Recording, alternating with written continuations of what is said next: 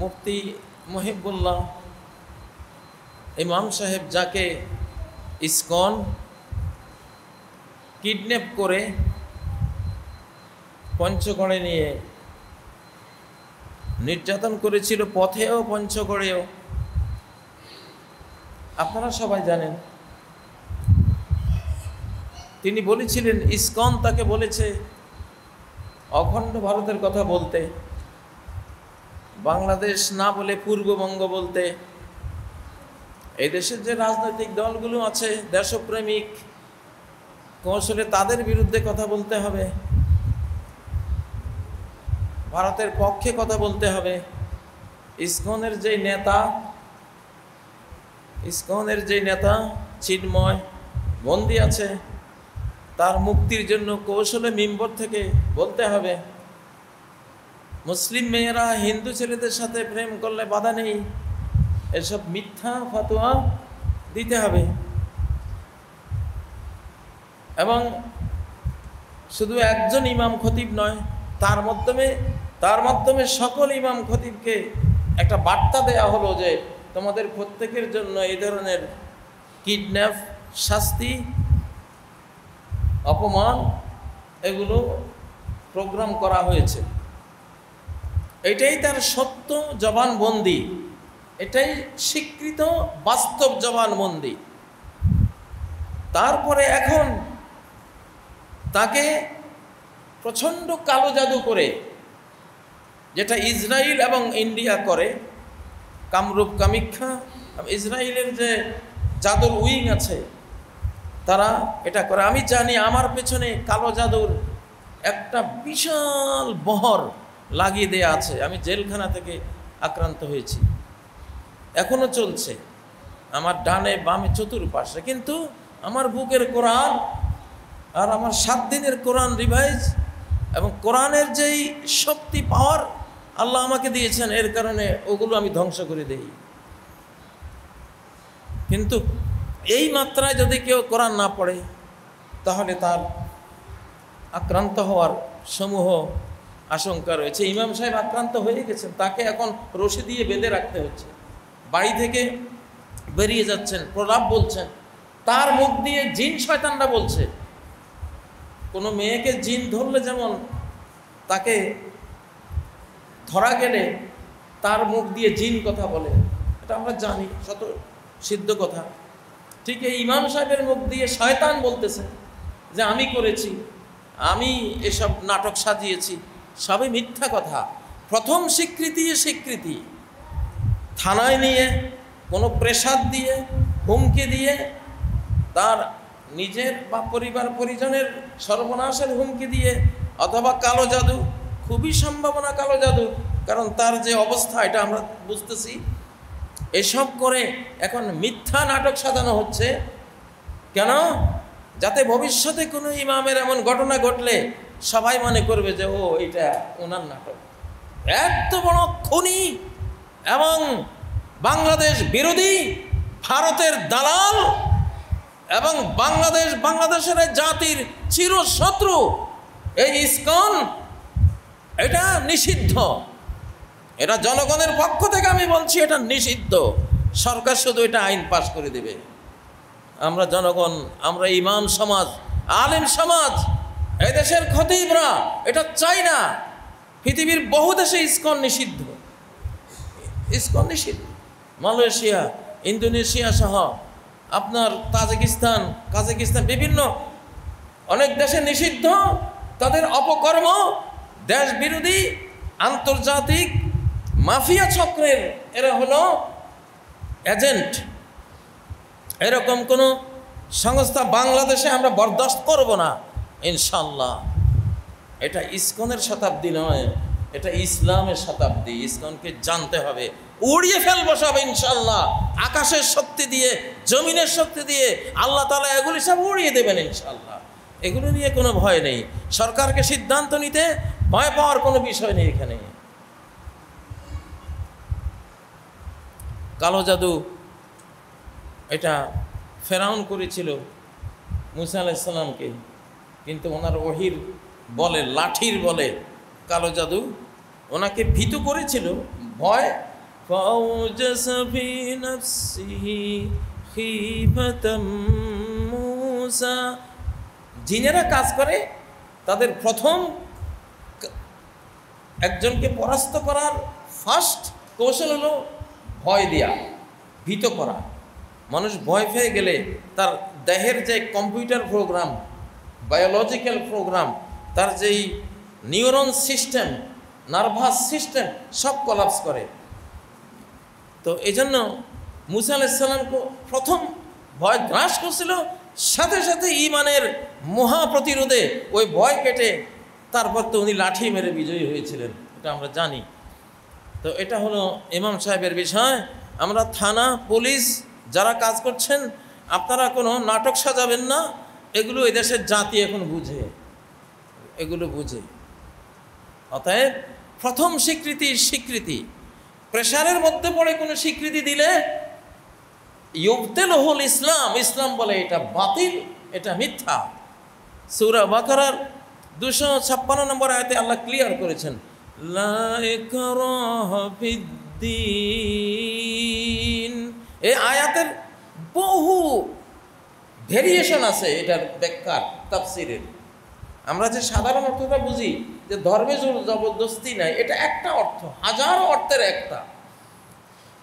এটাও আছে যে ইসলাম ধর্মে আপনি কাউকে জোরপূর্বক কোনো স্বীকৃতি আদায় করবেন চলবে না। জোরপূর্বক স্বামীকে বাধ্য করে স্ত্রীকে তালাক দেওয়াবেন চলবে না। জোরপূর্বক কারো সম্পত্তি লিখে দিবেন, ওটা বাতিল। জোরপূর্বক আপনি কারো কোনো সম্পদ হরণ করবেন, সে হরণ বাতিল। এটা বিশাল এক কায়দায় কুল্লিয়া। এর লা ইকরাহা ফিদ্দীনের ব্যাখ্যা করলে কয়েক ভলিউমের একটা তাফসীর লিখতে হবে। আল কোরআন হাম্মালু আওজুহ, হযরত আলী বলেন কোরআনের এক একটা কথা বহু বহু দিক বিভাগকে নিজের মধ্যে ধারণ করে এবং শামিল করে। অতএব ইমাম সাহেবের স্বতঃস্ফূর্ত যে স্বীকৃতি ছিল, তখনও তিনি অসুস্থ হয়ে গেছিলেন, পুরো আক্রান্ত করতে পারে নাই, তার মস্তিষ্ক ঠিক ছিল। তখন যা বলেছেন, তখন যা স্বীকৃতি দিয়েছেন, গোটা জাতি শুনেছে, আমরা শুনেছি, আমরা প্রতিবাদ করেছি ইসলামের বিরুদ্ধে, ওটাই সত্য। পরবর্তীতে ভারতীয় চাণক্যবাদীদের, মিথ্যাবাদীদের, যারা ভারতে বসে বসে বাংলাদেশের বিরুদ্ধে মিথ্যার সাইক্লোন বয়ে দিচ্ছে, মিথ্যার ঢল সৃষ্টি করে দিচ্ছে, আমরা জানি কত বড় মিথ্যাবাদী এরা। এসব মিথ্যাবাদীদের লোকেরাই এখন নতুন করে ন্যারেটিভ তৈরি করছে ইমাম সাহেবের স্বীকৃতি। তাহলে যারা ইমাম সাহেবের স্বীকারোক্তি বদলে দিচ্ছেন, আমরা মনে করব আপনারাও ইসকনের সদস্য, আপনারাও ইসকনের দালাল, আপনারাও ইসকনের এজেন্ট, আপনারাও ইসকনের হয়ে কাজ করছেন। সাবধান হয়ে যান। এসব নাটক এই শতাব্দী 24 পরবর্তী পৃথিবীতে সফল হবে না, হওয়ার কোনো সুযোগ নেই ইনশাআল্লাহ। কোরআনের প্রত্যেকটি আয়াত এখন রিফর্ম হবে। আল কোরআনের প্রত্যেকটি আয়াত এই শতাব্দীতে নতুন করে প্র্যাকটিস হবে, বাস্তবায়ন হবে। মহারাজ আল কোরআন গোটা পৃথিবীর পরমাণু শ্রদ্ধা সর্বত্র সে তার ক্যাপচার, তার পদচারণা, তার হেদায়েত, তার রহমত, তার বরকত, সাথে সাথে যারা অমান্য করবে তাদের উপরে অ্যাকশন, তাদের উপরে আকাশীয় শাস্তির বান ডেকে দেবে ইনশাআল্লাহ। এটা সেই যুগ। অতএব কোরআন তো বলছে আল্লাহু মুখরিজুম মা কুনতুম তাকতুমুন। সূরা আল বাকারায় আল্লাহ বলছেন গরু জবাইয়ের কাহিনী, তোমরা যা কিছু লুকিয়ে রাখো আল্লাহ সেই সব কিছুকে বের করে প্রকাশ করে দেবে। এখন আর লুকাবার সময় নেই, কারণ আখেরাত কাছিয়ে গেছে। আখেরাতে সব লুকানো জিনিস হাসরের মাঠে প্রকাশ পাবে। তো সেই হাসরের মাঠ এখন সামনে। একটা বৃষ্টি যখন ঘনায়, বড় বৃষ্টি, সাইক্লোন যখন ঘনায়, বঙ্গোপসাগরে যখন সাইক্লোন তৈরি হয়, ঢাকার মধ্যে বৃষ্টি শুরু হয়, রংপুরে বৃষ্টি শুরু হয়, রাজশাহীতে শুরু হয়, তাই না? তো হাসরের মাঠ যে তৈরি হয়ে গেছে, রেডি হচ্ছে, সমস্ত গোপন প্রকাশ করে দেবে। তো সেটার প্রকাশের অবস্থা তো শুরু হয়ে যাবে এখন। এই জন্য কোনো জিনিস এখন আর লুকানো যাচ্ছে না। সব বেরিয়ে আসতেছে, সব প্রকাশ হয়ে যাচ্ছে। অতএব আর লুকাবার চেষ্টা করে লাঞ্ছিত হবেন না, অপমানিত হবেন না, ধরা খাবেন না, সব প্রকাশ হয়ে যাবে ইনশাআল্লাহ। দ্বিতীয় যে বিষয়টা, আমাদের পার্বত্য চট্টগ্রামের ব্যাপারে ত্রিপুরার সম্ভবত উনি ত্রিপুরা সরকারের যিনি আছেন, বার্মা সম্ভবত নাম, তিনি আমাদের পার্বত্য চট্টগ্রাম, আমাদের পার্বত্য 3 জেলাকে ত্রিপুরার সাথে মিশিয়ে ত্রিপুরা বৃহত্তর গ্রেট ত্রিপুরা গড়ার ভারতীয় আরএসএস এবং বিজেপির একটা ষড়যন্ত্র প্রকাশ করেছেন যে এটা আমরা করব। আমরা আগে থেকে জানি এটা। আপনারা বাংলাদেশকে নিয়ে 71-এ আপনারা মোটেও এক কানা করিও আমাদের দরদে আপনারা ব্যয় করেন নাই। একটা চাল, একটা গমও আমাদের বাংলাদেশিদেরকে আপনারা আমাদের স্বার্থে খাওয়ান নাই, নিজেদের স্বার্থে খাইয়েছেন। বাংলাদেশকে বগল দাবা করে রাখার বদনিয়তে মুখে শেখ ফরিদ, বগলে ইট। ভারতীয় চাণক্যবাদীদের এক কথা যদি পরিচয় জানতে চান, মুদির পরিচয়, এই বড় বড় নেতাদের পরিচয় যদি জানতে চান আমাকে, যে ভাই এরা কেমন, তা আমি সেই ঐতিহাসিক কথাটা বলবো যে মুখে শেখ ফরিদ, বগলে ইট, এটা হলো ওনারা। আর দ্বিতীয় কি, সর্প হইয়া দংশন করো, ওজা হইয়া ঝাড়ো। এই বাংলাদেশে যত জঙ্গি নাটক সব কিছু ভারতীয় জঙ্গিদের নাটক, ভারতীয় বিজেপি আরএসএস জঙ্গিদের নাটক, সবগুলো একবারে মুঠা বেঁধে, এটা জানি আমরা দেখেছি, আমরাও শিকার হয়েছি। আমরা যারা বেঁচে গেছি আল্লাহ বাঁচিয়েছেন, আমরা দেখেছি এগুলো। এটা ওনাদের। ইনশাআল্লাহ এখন মুসলিম মানচিত্র ওনারা দখল করার দুঃস্বপ্ন দেখছেন। আমি তো বলি আপনাদের মানচিত্র রক্ষার চেষ্টায় থাকুন, আমাদের মানচিত্রের দিকে হাত বাড়াবার সেই সময়ও আর আপনাদের নাই, সেই পাওয়ারও নাই। নিজের মানচিত্র, নিজের ভারত, আপনারা তো অখণ্ড ভারতের স্বপ্ন দেখেন, আর আমি বাস্তবে হাদিস থেকে বলেছি খণ্ডিত ভারতের ভবিষ্যৎবাণী। তাতুনা বিমুলুকিল হিন্দ বিসালাসিল ওয়াল আগলাল, যে তোমরা মুসলিম বাহিনী ফিলিস্তিন থেকে এসে ইমাম মাহদির নেতৃত্বে বা তারও আগে ভারতীয় রাজাদেরকে, হিন্দুস্তানের সরকারগুলিকে, একটা সরকার না, মুলুক, মালিক এক বচন, তার বহু বচন হলো মুলুক। তার মানে ভারতে একসময় খণ্ডিত হয়ে 9-10 খণ্ড হয়ে 9-10 বাদশাহ, 9-10 রাজা, 9-10 সরকার হবে। সবগুলির মুঠা বেঁধে মুসলিমরা নিয়ে আসবে বেমুলুকুল হিন্দে বিসালাসিল। সালাসিল হলো পায়ের শিকল, লোহার শিকল দিয়ে পাগুলি বেঁধে, ওয়াল আগলাল, আগলাল হলো হাত আর ঘাড়ে একসাথ করে যে বাঁধে ওইটা, এই দুইটা দিয়ে বেঁধে তোমরা অ্যারেস্ট করে নিয়ে যাইবা। এই হাদিসটা বহু আগে উপহার দিয়েছিলাম।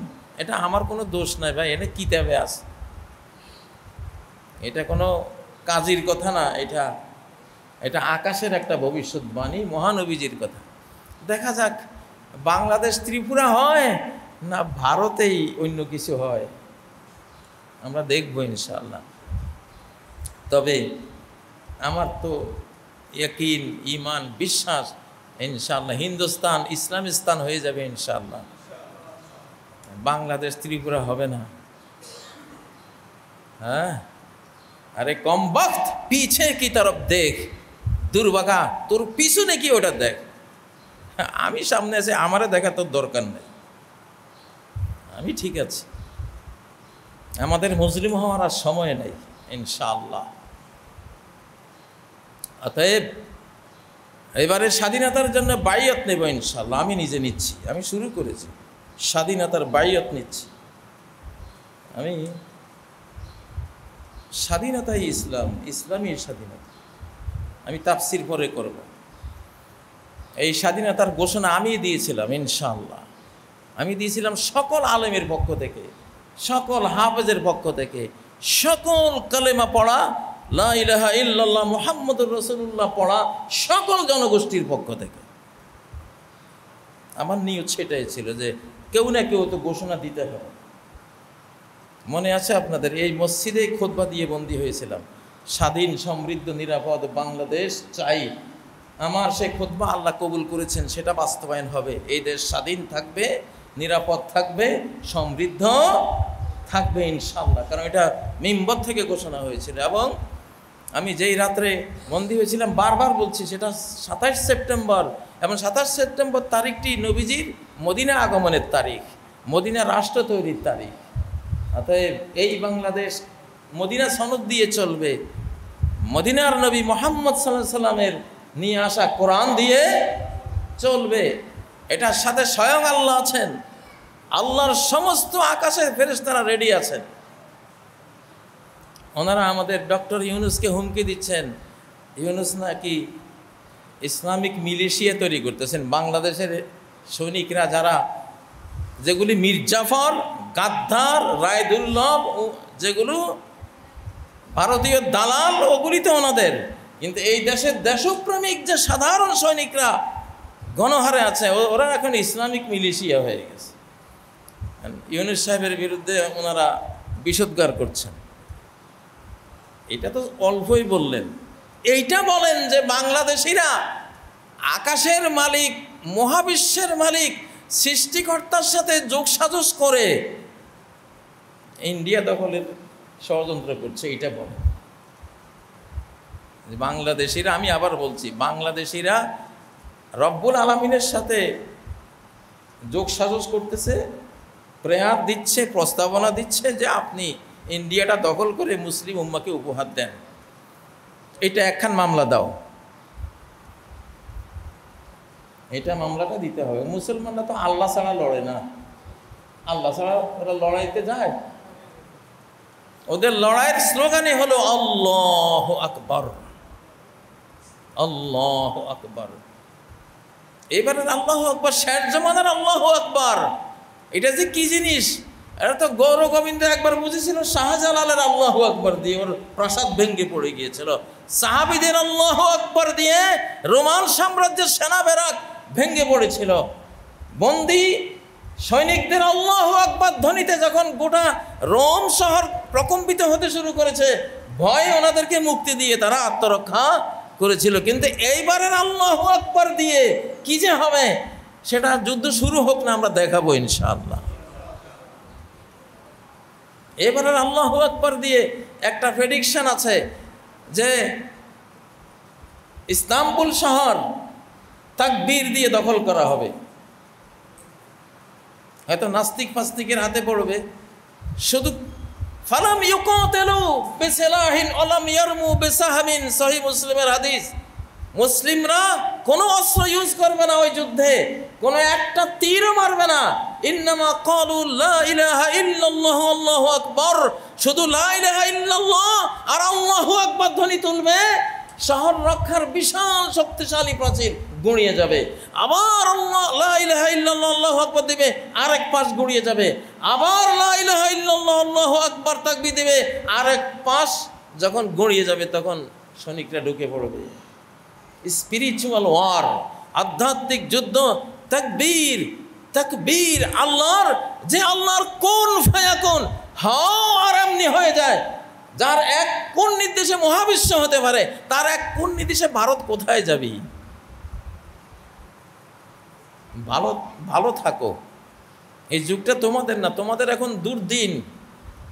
ফি আইয়ামিন নাহিসাত, কত জাতি ধ্বংস হয়ে গেছে। ফি আইয়ামিন নাহিসাত, সাংঘাতিক অশুভ দিনে। নাহিসাত মানে অশুভ, আইয়াম মানে দিন সমূহ, অশুভ সময়, অশুভ শতাব্দী, ওদের শুভ সময়ে ওরা কুফরি করেছে, বেঈমানি করেছে, শিরকি করেছে, জুলুম করেছে, মুসলিমদেরকে মেরেছে, গুম খুন ধর্ষণ সবই করেছে ওদের শুভ দিনে, যেহেতু তাদের শুভ দিন ছিল, বেঁচে গেছে। কিন্তু যখন তাদের অশুভ দিন শুরু, আর বাঁচার উপায় নেই।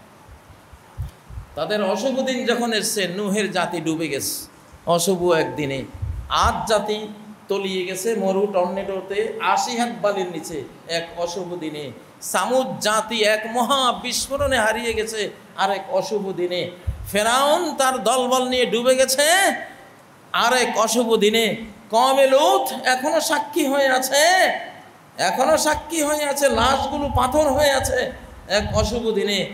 ফ্রান্স বা ইটালির ফ্রান্সের পম্পেই নগরী, ইউটিউবে সার্চ দিলে পাওয়া যায়, জি ইটালির পম্পেই নগরী, সেটা যুগ জামানার সাক্ষী হয়ে আছে। অশুভ দিন, শুভ দিনে অনেক নেচেছে, গেয়েছে, মদ খেয়েছে, অনেক অনৈতিক কাজ করেছে, কিন্তু অশুভ দিনে পাথর হয়ে গেছে, মরে গেছে, নিপাত হয়ে গেছে। তো সেই অশুভ দিন শুরু। কার অশুভ দিন? ইসলামী শক্তির বাইরে, আল্লাহ পূজারীদের বাইরে, যারা মূর্তি পূজারী, যারা সৃষ্টি পূজারী, যারা ক্রিমিনাল, যারা আল্লাহর কাছে আত্মসমর্পণ করে নাই, মুসলিম হয় নাই, সারেন্ডার্ড হয় নাই সৃষ্টিকর্তার কাছে, তাদের এখন অশুভ দিন। আইয়ামিন নাহসাত, সূরা আল কামারের মধ্যে একই দিনের কথা বলেছেন, ফি ইয়াউমিন নাহসিম মুস্তামির, এক অব্যাহত অমঙ্গল দিনে আমি তাদের ধরেছি। মনে রাখুন ত্রিপুরার সাহেব, আপনাকে বলছি, এটা আপনার এখন অব্যাহত অমঙ্গলের দিন শুরু হয়েছে। সাগরে এখন আমরা জাহাজ ভাসাবো ইনশাআল্লাহ, বিশ্ব, আল্লাহর বিশ্ব এখন আমরা দখলে নেব। এই যুদ্ধের কমান্ডার ইন চিফ স্বয়ং আল্লাহ নিজে। এই শতাব্দীর এই যুদ্ধগুলির, নবীজির আমলের যুদ্ধগুলির কমান্ডার ইন চিফ কে ছিলেন? মূল কমান্ড নির্দেশ কার হাতে ছিল? এটা আপনাদেরকে বুঝাবার জন্য বলছি। আবার গন্ডগোল লাগাই দেন না যে কমান্ডার ইন চিফ আল্লাহর ব্যাপারে বলুন। আরে বাবা, আলা লাহুল খালকু ওয়াল আমর, জেনে রাখো সৃষ্টি যার, কমান্ড তার। আমর মানে কমান্ড। তো কমান্ড যারা করে এদের মেইন কে, সবার চেয়ে বড় কে, সেটা বুঝাবার জন্য শব্দটা ইউজ করলাম। তো তার দায়িত্ব হলো সেন্ট্রাল আক্রমণ, এইখানে হামলা করা। আল্লাহ সবসময় এই জায়গায় হামলা করে। হার্ট, যেখানে পরিকল্পনা তৈরি হয়, সাহস তৈরি হয়, যুদ্ধের বীরত্ব তৈরি হয়, আসল সেন্টারে এক হামলায় শেষ। সাউলকি ফি কুলুবিল্লাযীনা কাফারুর রু'বা ফাদরিবু, আমি কাফেরগুলির, বেঈমানগুলির হার্টে আমি ত্রাসের সঞ্চার করব, ভয় ভীতির সঞ্চার করে দেহের সমস্ত বায়োলজিক্যাল, কম্পিউটার এবং বিভিন্ন যে প্রাণীতাত্ত্বিক প্রোগ্রাম দিয়ে আমি বানিয়েছি সব কলাপস করে দেব। তখন দৌড় দেওয়া ছাড়া, পালিয়ে যাওয়া ছাড়া আর কোনো গত্যন্তর নাই। পরমাণু বোমার যে ব্রিফকেস তাদের হাতে আছে, ওটা থুইয়ে দৌড় দিবে, চাচা আপনার যান বাঁচা।